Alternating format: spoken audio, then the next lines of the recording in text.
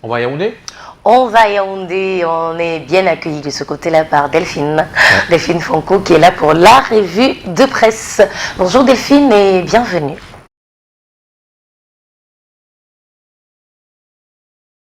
Bonjour Thierry Carole, bonjour mesdames, messieurs, bonjour. Nous sommes en direct de la capitale pour la première partie de la revue de presse et on commence justement par la lutte contre le coronavirus. La remobilisation est générale, c'est la grande information à la une de Cameroun Tribune ce matin.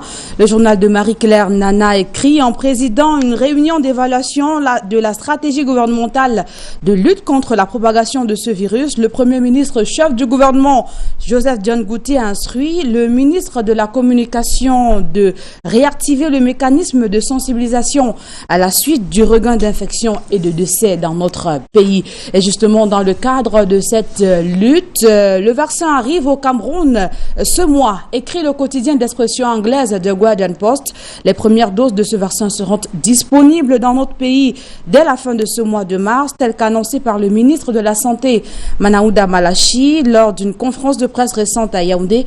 Le patron de la Santé a déclaré que le pays sera également approvisionné de documents nécessaires donnant ample information sur le vaccin Covax qui sera administré aux personnes réellement touchées par le coronavirus.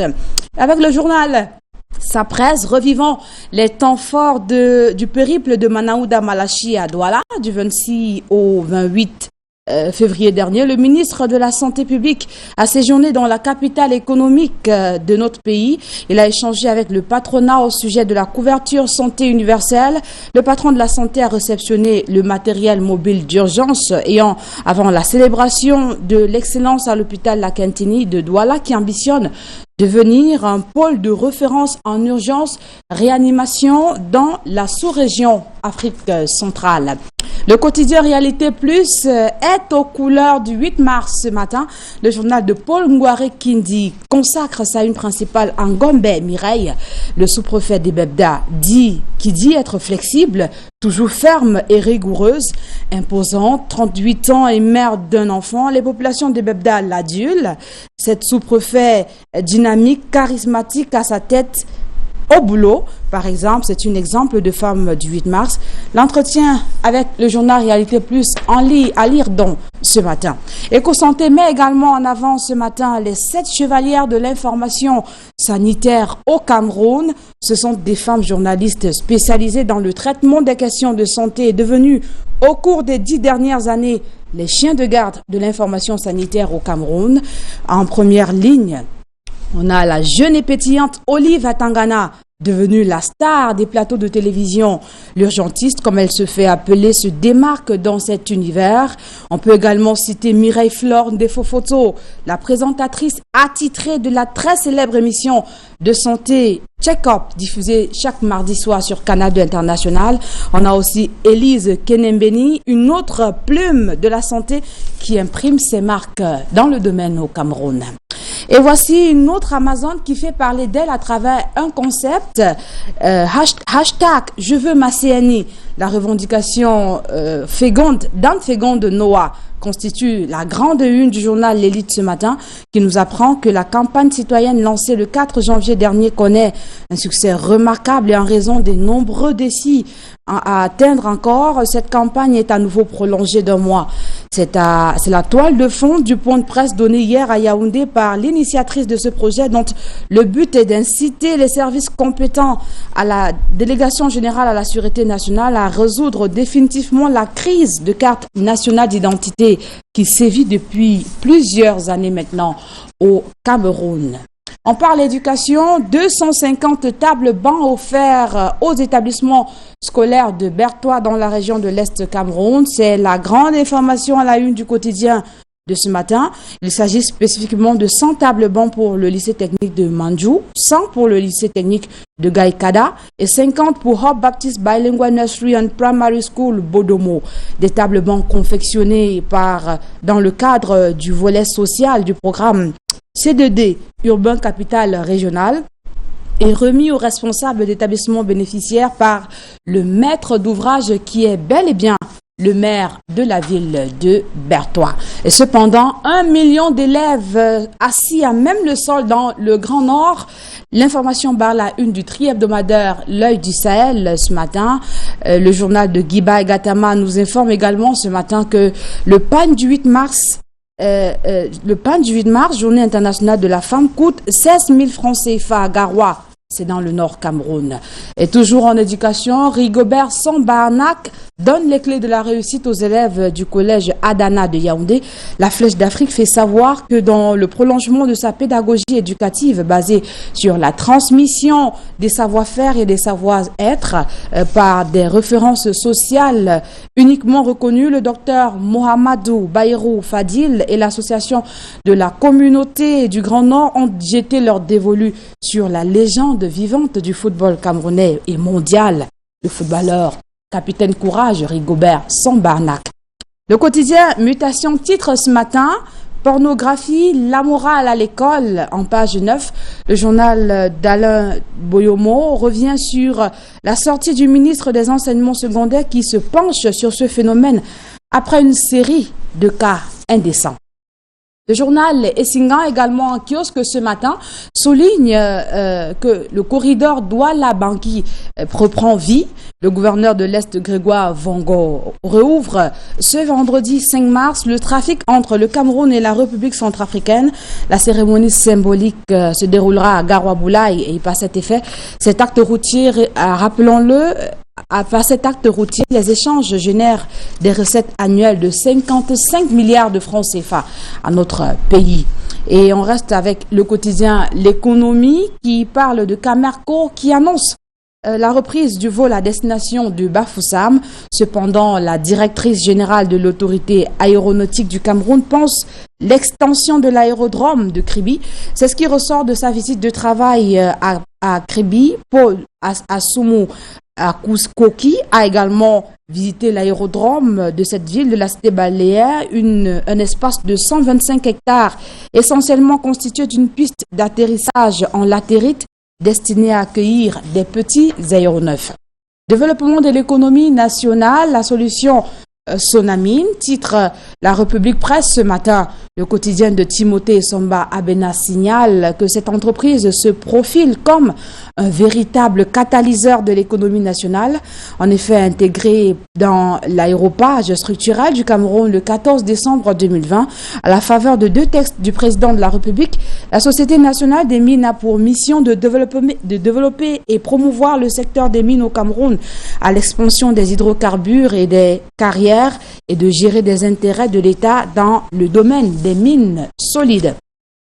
Le journal Information, le journal Investigation nous informe ce matin que SBC Cameroun, condamné à verser 253 millions de francs CFA à la société NB Serra, suite à une décision de justice commerciale de la société commerciale de banque est accusée d'avoir distrait donc 52 millions dans le compte de sa cliente. Célestine Ketia-Cortez et André Chimfonda pour une meilleure politique du logement social au Cameroun, des logements décents, de qualité et à moindre coût. C'est le journal L'Équation qui le signale et c'est autour de cette perspective que le ministre de l'Habitat et du Développement urbain et le directeur général de Shelter Afrique procéderont ce jour à la signature de la convention relative. Une étape assez importante qui arrive à la suite de plusieurs autres activités menées par le patron de l'habitat au Cameroun. De base, Info Matin titre ce matin, QT programme la mort du Rassemblement démocratique du peuple camerounais.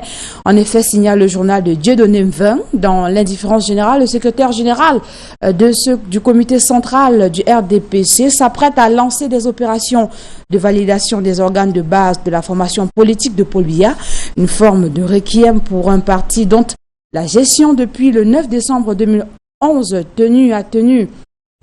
est tenue par des gourous. L'article est à lire en page 3 d'Info Matin ce matin. Et on termine par là avec le quotidien Émergence qui s'intéresse au bras de fer entre l'armée camerounaise et Human Rights Watch. La chargée d'affaires de l'ambassade d'une enquête indépendante sur les accusations des viols contenues dans le rapport de cette organisation non gouvernementale à propos de la descente de l'armée camerounaise à Eban, dans le sud de Cameroun. C'est la fin de la première partie de la revue de presse. On va d'avance et par anticipation souhaiter bonne fête à toutes les femmes qui regardent ce programme, et en l'occurrence la revue de presse qui se poursuit à Douala, au Larc 2 avec vous, Michael Tipio. Bonjour. Tipio, bonjour. Tipio, bonjour. Tipio, bonjour. Voilà avec le messager qui nous reparle de gestion des fonds du Covid-19 au Cameroun, avec la guerre des audits qui se profile à l'horizon, alors que le contrôle supérieur de l'État était supposé faire la lumière sur la gestion de ces fonds débloqués pour la pandémie du coronavirus au Cameroun. Eh bien, le ministre des Finances, Louis-Paul Motazé, vient de lancer un appel justement pour un audit au sujet de la gestion de ces fonds, alors que les résultats du contrôle supérieur de l'État restent toujours attendu. Le gouvernement veut donc, écrit le messager, absolument lever toutes les zones d'ombre qui existent ou qui pourraient exister dans la gestion des fonds pour lutter contre la propagation de ce virus. Je vous le disais, Louis-Paul Motazé a lancé le 16 février dernier un avis à manifestation d'intérêt pour la présélection des cabinets de consultants pour la mission d'audit indépendant des dépenses publiques liées à cette pandémie au Cameroun. L'objectif de cette mission, initialement, consiste à émettre une opinion d'audit indépendant sur l'utilisation des fonds mobilisés pour cette lutte et ses répercussions économiques, sociales et titres de l'exercice 2020 au Cameroun. Le journal de noter à la fin que la mission entamée par le contrôle supérieur de l'État en janvier 2021 pour apporter la lumière à ce sujet et qui a été financée à près de 34 milliards de francs CFA n'a jusqu'à présent donné aucune suite. La copie reste attendue, écrit le messager en kiosque ce vendredi. Le pied de une de ce journal nous parle de cette affaire autour de la fermeture des écoles dans l'arrondissement de Douala 1er, et le maire Lengue Malapa qui recadre le préfet du département du Vouri, Benjamin Mboutou. On se souvient de cette sortie du préfet du département du Vouri et même de celle du délégué régional de l'éducation de base pour le littoral qui jugeait la décision du maire de fermer les établissements pour désinfection à cause du coronavirus, qui jugeait cette décision non conforme à la réglementation. Eh bien, le maire a réagi. Le maire de Douala 1er affirme que la récente tentative du préfet du Vouri à annuler sa décision est une tempête dans un verre d'eau. Il poursuit que le rapport présenté par la coordination sur la plupart des 7 écoles maternelles municipales bilingues de sa municipalité, bien sûr, propriété patrimoine de la mairie de Douala 1er depuis 1990 et dont la gestion est complètement assurée par la mairie à travers le service des affaires générales de la commune d'arrondissement de Douala 1er, fait état d'un fort taux d'abstention pour cause de maladies, la grippe en général et autres fièvres et tout persistantes sont observées, et se basant sur la réglementation en vigueur, notamment des articles que le maire cite qui sont relayés par le messager ce jour. Sur la base de ces faits, donc, il a décidé de procéder à la fermeture temporaire de ces écoles. Il estime, pour terminer, que ce mélange de genres qui en a suivi démontre, s'il en était encore besoin, que l'immixtion abusive d'une certaine administration dans la relation qu'elle devait entretenir avec les collectivités territoriales décentralisées, et qu'au regard de tout ce qui précède,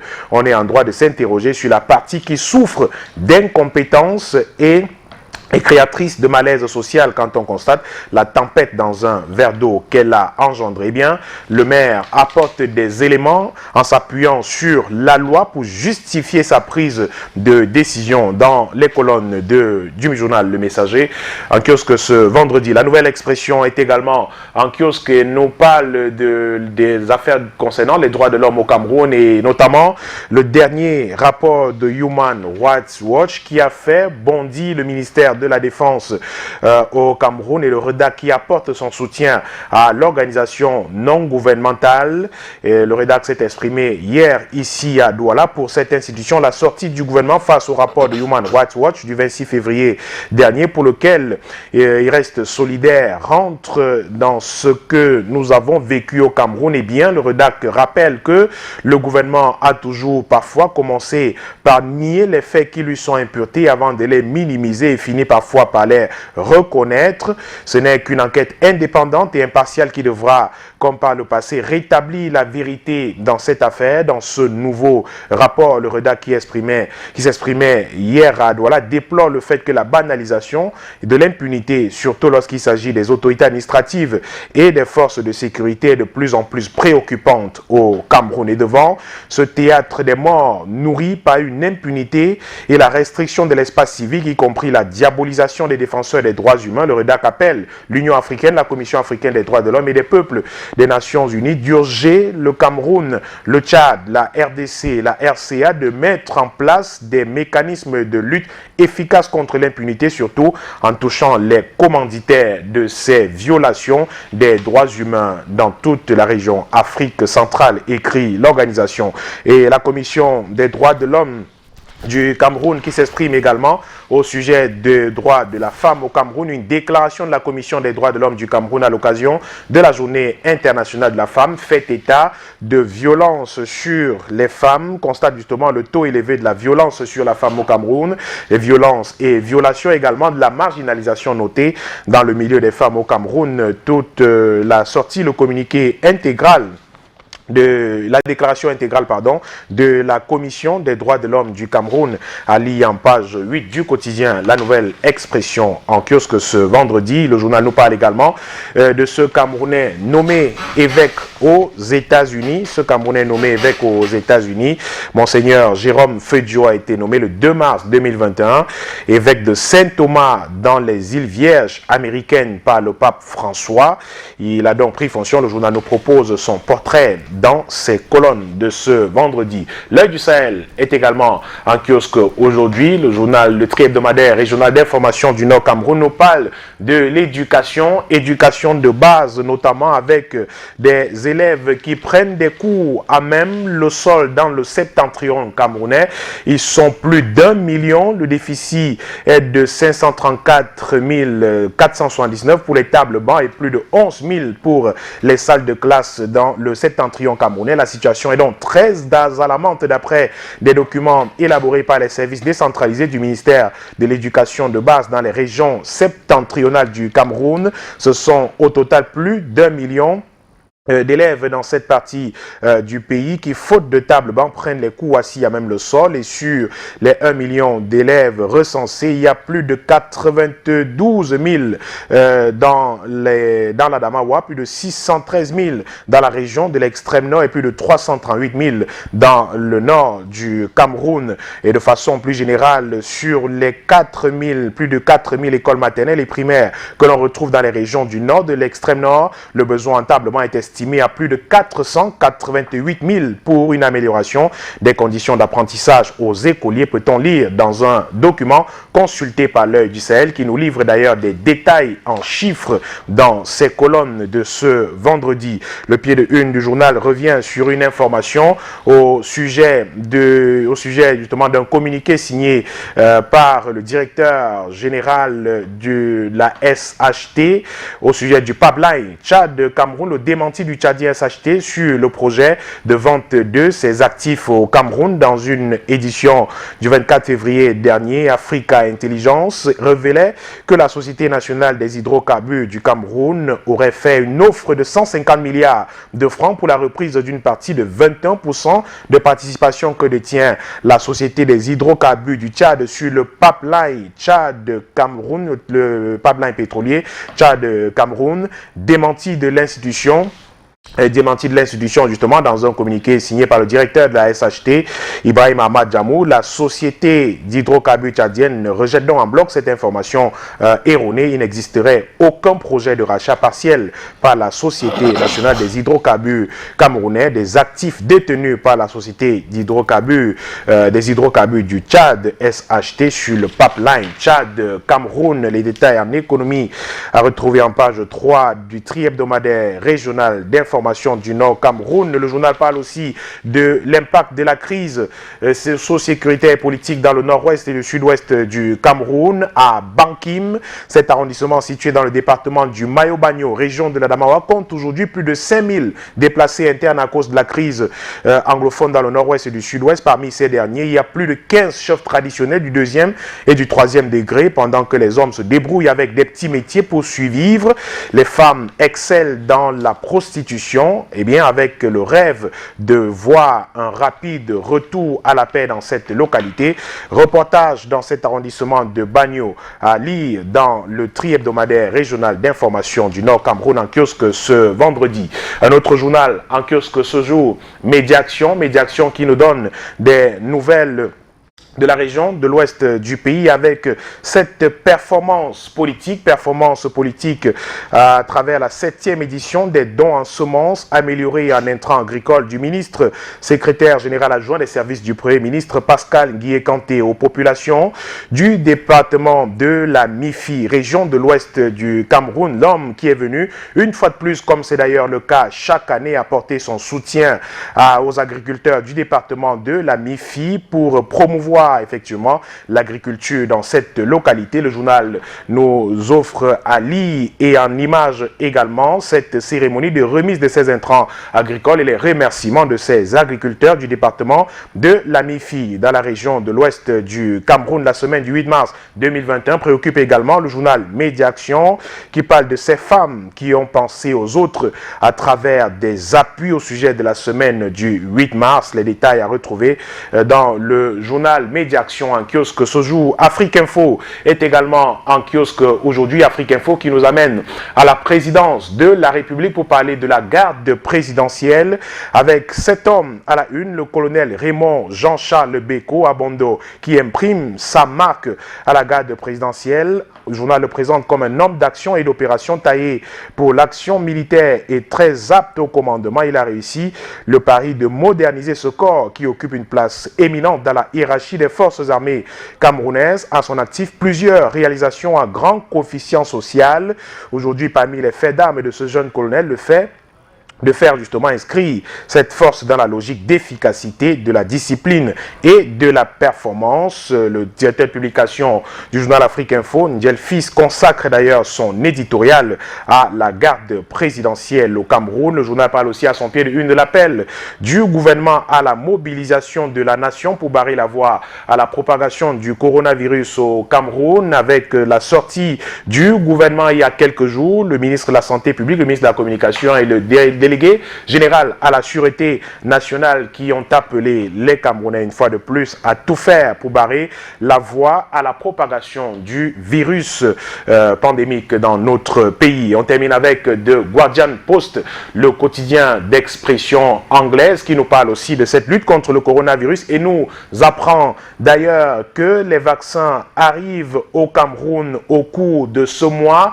Le journal s'appuie sur une réunion interministérielle qui s'est tenue hier à Yaoundé, présidé par le chef du gouvernement, Joseph Diongouté. Eh bien, il a été dit à cette réunion justement que les vaccins arrivent au Cameroun ce mois et le ministre de la Santé publique donnait déjà des modalités il y a quelques jours pour l'introduction de ce virus et des cibles privilégiées.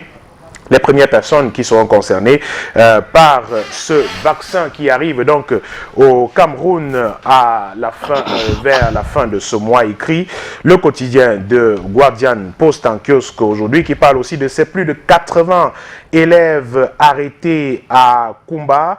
80 élèves justement accusés de scandale au sein d'un établissement, délinquance juvénile, consommation de drogue et pratiques sexuelles obscènes. Ces 80 élèves ont été interpellés à Kumba dans la région du sud-ouest du Cameroun. Des questions politiques intéressent encore le journal de Guardian ce jour avec cette controverse autour d'une pétition des parlementaires camerounais envoyée à leur homologue américain au sujet de l'expatriation de leurs compatriotes vers le Cameroun. Joshua aussi, qui s'est exprimé sur la question il y a quelques jours, accuse Maurice Kamto de mettre du feu au cœur de cette affaire qu'il oppose justement aujourd'hui à Jean-Michel Ninche. Tout comprendre autour de ce qui se passe dans cette affaire à lire justement dans le journal de Guardian Post en kiosque ce vendredi. Voilà donc qui met un terme à cette revue de presse pour ce vendredi. C'est en début de week-end et comme vous le savez, je connais quelqu'un qui est très heureux quand le vendredi arrive. C'est Michael Tipkio. Dire que tu ne le nommeras pas. Vous également, faut le dire. Non, bon, c'est vrai que c'est un vendredi un peu triste pour moi parce que voilà, j'ai perdu ma petite cousine Tsavi Blanche qui sera inhumée ce week-end du côté de Balevin. Donc la mise en bélière aura lieu à 16h à la garnison militaire ici à Bonanjo.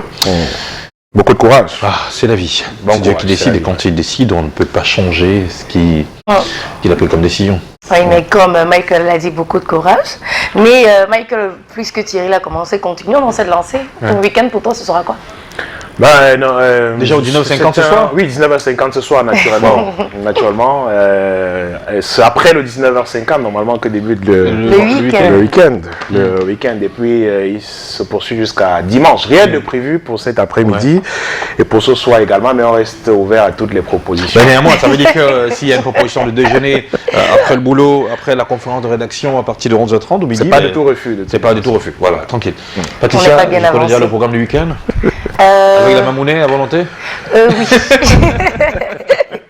En tout cas, ce qu'il y a de plus spécial, en fait, de particulièrement spécial pour ce week-end, en ce qui me concerne, c'est chez maman, il y a la réunion familiale du côté maternel, mais ce sera en 2 en 1 parce qu'en même temps, elle va célébrer l'arrivée des jumeaux de sa toute première fille. Donc, on va manger d'une cuille à profusion. J'entends souvent des personnes, j'ai rencontré il n'y a pas 2 semaines, une femme de la trentaine quand même qui m'a dit n'avoir jamais mangé d'une cuille. Je ne sais pas pour vous, mais donc s'il y en a...